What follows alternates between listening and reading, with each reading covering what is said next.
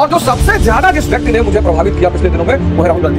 नरेंद्र मोदी जी ने अपने जीवन के आरंभ में किया, आज फसल काट रहे हैं। राहुल गांधी जी ने अब किया 20 साल बेइज्जती सही, अपमान सहा। 29 में अगर ऐसे ही वो साधना करता रहा व्यक्ति तो मेंस भी निकलेगा और इंटरव्यू भी निकलेगा। भाजपा के पास अनुराग ठाकुर जैसे नेता है, समाजवादी के पास अखिलेश यादव जी हैं। पता नहीं कहां से गुड मॉर्निंग गुड इवनिंग आ गया। योग से सभी परेशान, इच्छाओं से। कितने पॉलिटिकल लीडर्स डिफरेंट पार्टियों में जो 70 पार कर गए। कई राजनीतिक दलों में ऐसे लोग हैं जो 70 पार कर गए। अब उन्हें संन्यास ले लेना चाहिए, मार्गदर्शक मंडल में चला जाना चाहिए। अब नए नए नेता उभर रहे हैं। भाई भाजपा के पास अनुराग ठाकुर जैसे नेता हैं, युवा नेता। समाजवादी के पास अखिलेश यादव जी हैं। आरजेडी के पास तेजस्वी यादव हर दिन निखर रहे हैं। और जो सबसे ज्यादा जिस व्यक्ति ने मुझे प्रभावित किया पिछले दिनों में वो है राहुल गांधी जी। 20 साल उस आदमी का मजाक उड़ा।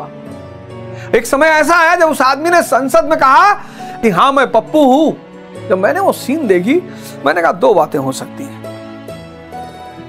जब आदमी अपनी बुराई करे या तो गुस्सा हो रहा है और या फिर परिपक्व हो रहा है।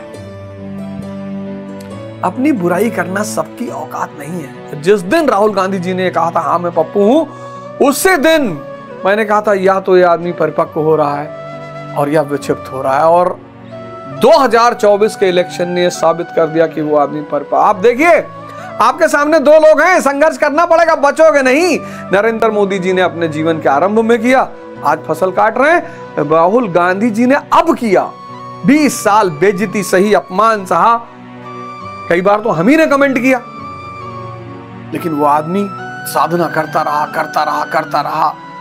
चलता रहा, घूमता रहा, मिलता रहा, लोगों से गले लगाता रहा और प्री निकल गया उस आदमी का 2024 में। इस बार की कट ऑफ 90 प्लस जाएगी, 99 सीट उस आदमी के पास है। प्री निकल रहा है उस आदमी का। और 29 में अगर ऐसे ही वो साधना करता रहा व्यक्ति तो मेंस भी निकलेगा और इंटरव्यू भी निकलेगा। बस राहुल गांधी तैयारी ना छोड़ें। अगर इस तरह से साधना वो करते रह गए तो 29 में उनका मेंस भी निकलेगा और इंटरव्यू भी निकलेगा। सामने एग्जाम्पल है आपके। आप भी संघर्ष से बचोगे नहीं। कोई नहीं बचा यार, कोई बचा ही नहीं। सामने घटना घट रही है, तुम देख रहे हो सामने। ऐसा नहीं कि मां बाप दे जाएंगे तो भी आप संभाल लोगे, उसके लिए भी योग्यता चाहिए। फिर औरंगजेब मर गया, बहादुर शाह वन, फिर मोहम्मद शाह रंगीला ये सब नहीं समझ पाए और नहीं लोग संभाल पाए। ऐसा नहीं कि पिता बहुत संपत्ति लेके देके चला जाएगा तो आप संभाल लोगे। अनिल अंबानी जी और मुकेश अंबानी जी को देखो, दोनों आदमी का डिफरेंस देखो। ऐसा नहीं कि कोई तुम्हें एक दिन उठा के गद्दी बैठा देगा तो तुम राजा बन ही जाओगे। तपना पड़ेगा, जलना पड़ेगा, कोई रास्ता ही नहीं है। सबकी वही नियत है। लेकिन जब ध्यान की शुरुआत होती है तब आपको एक बार समुद्र मंथन को पढ़ना पड़ता। यही है ध्यान की शुरुआत, यानी समुद्र मंथन। ये कहानी सबने सुनी, मंथन। ध्यान की शुरुआत यानी समुद्र मंथन। मैं कहता हूं ना, हिंदू संस्कृति एक जबरदस्त। उसकी वजह क्या है? उसने दर्शन को कहानियों में डाल दिया। लोगों ने क्या किया? कहानी पकड़ के बैठ गए। मैं प्रकट कृपाला दीन दयाला कौशल्या हितकारी।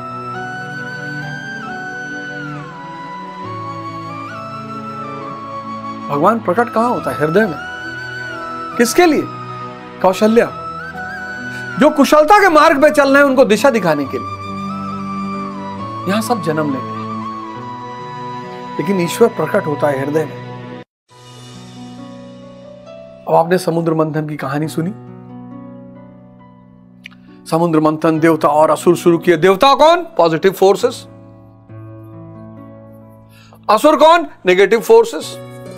फिर पर्वत, तुम्हारा मन। फिर उस मन से कौन बंधा हुआ है? सांसें, सर्प हुपकारता रहता है। पर्वत, विशालकाय पर्वत यानी मन, और सर्प यानी सांसें। और इस पर्वत को तुमने सांसों से बांध दिया। राधे कृष्ण, राधे सांस अंदर गई, कृष्ण सांस बाहर, राधे कृष्ण, राधे कृष्ण। ये जो हम लोग इस देश में कहते हैं ना, भैया सीताराम भैया, हम याद दिलाते हैं कि चेतना पर ध्यान रखना है। राधे कृष्ण भैया, भैया राधे राधे भैया। ये प्रणाम नहीं है, ये रिमाइंडर है कि जागते रहना, होश में रहना। अस्सलाम वालेकुम, अल्लाह आपको सलामत रखे। तो उधर से वो भी बोलेगा वालेकुम अस्सलाम, अल्लाह आपको भी सलामत रखे। ये पता नहीं कहां से गुड मॉर्निंग गुड इवनिंग आ गया। राधे राधे, राधे राधे मतलब होश में रहो, साधना में रहो, सुमिरन में रहो। राधा रानी जीवन बदल देंगी। यही राधा रानी तुम्हारी आंतरिक शक्ति, यही राधा रानी तुम्हारी आंतरिक शक्ति